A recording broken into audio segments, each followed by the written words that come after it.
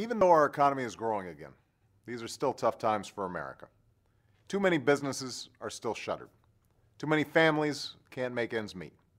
And while yesterday we learned that the unemployment rate has dropped below 10% for the first time since summer, it's still unacceptably high, and too many Americans still can't find work.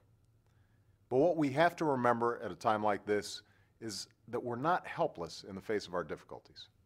As Americans, we make our own destiny. We forge our own path. And I'm confident that if we come together and put aside the politics that keeps holding us back, we can do that again. We can rebuild this economy on a new, stronger foundation that leads to more jobs and greater prosperity. I believe a key part of that foundation is America's small businesses, the places where most new jobs begin. These companies represent the essence of the American spirit, the promise that anyone can succeed in this country if you have a good idea and the determination to see it through. And every once in a while, these ideas don't just lead to a new business and new jobs, but a new American product that forever changes the world. After all, Hewlett-Packard began in a garage. Google began as a simple research project. Government can't create these businesses, but it can give entrepreneurs the support they need to open their doors, expand, or hire more workers. And that's what we've always done in this country. The folks at Southwest Wind Power in Flagstaff, Arizona, started their company in a small home. Since getting a loan from the Small Business Administration, they've sold 160,000 wind turbines to about 90 different countries and are hiring even more workers today. When Sam Coe walked into one of the SBA's Small Business Development Centers in Illinois, he didn't have any business experience at all, just a patent for a new metal manufacturing technology. He was given a loan and a business plan, and today his company is still growing, with offices all over the Midwest. Last year, the steps we took supported over 47,000 loans to small businesses and delivered billions in tax relief to small business owners, which helped companies keep their doors open, make payroll, and hire workers. But we can and must do more.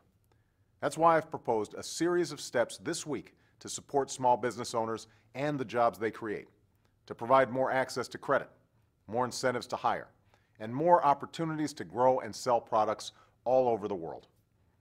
Because financing remains difficult for good, credit-worthy small businesses across the country, I've proposed that we take $30 billion from the TARP fund originally used for Wall Street and create a new small business lending fund that will provide capital for community banks on Main Street. These are the small local banks that will be able to give our small business owners more of the credit they need to stay afloat. And we should also continue to waive fees, increase guarantees, and expand the size of SBA-backed loans for small businesses. And yesterday, I proposed making it easier for small business owners to refinance their mortgages during these tough times. To give these companies greater incentives to grow and create jobs, I've proposed a new tax credit for more than 1 million small businesses that hire new workers or raise wages, as well as the elimination of all capital gains taxes on small business investment. Finally, we should provide targeted support to the most innovative small businesses, the ones with the greatest potential to export new goods and products all over the world.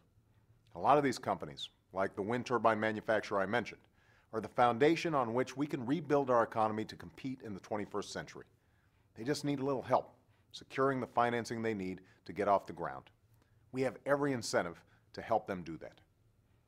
Next week, Congress will start debating many of these proposals. And if anyone has additional ideas to support small businesses and create jobs, I'm happy to consider them. My door is always open.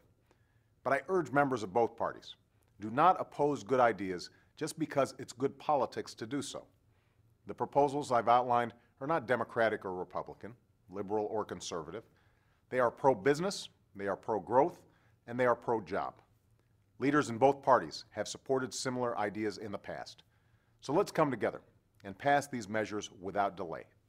Let's put more Americans back to work, and let's give our small business owners the support to do what they've always done, the freedom to pursue their dreams and build our country's future. Thanks for listening.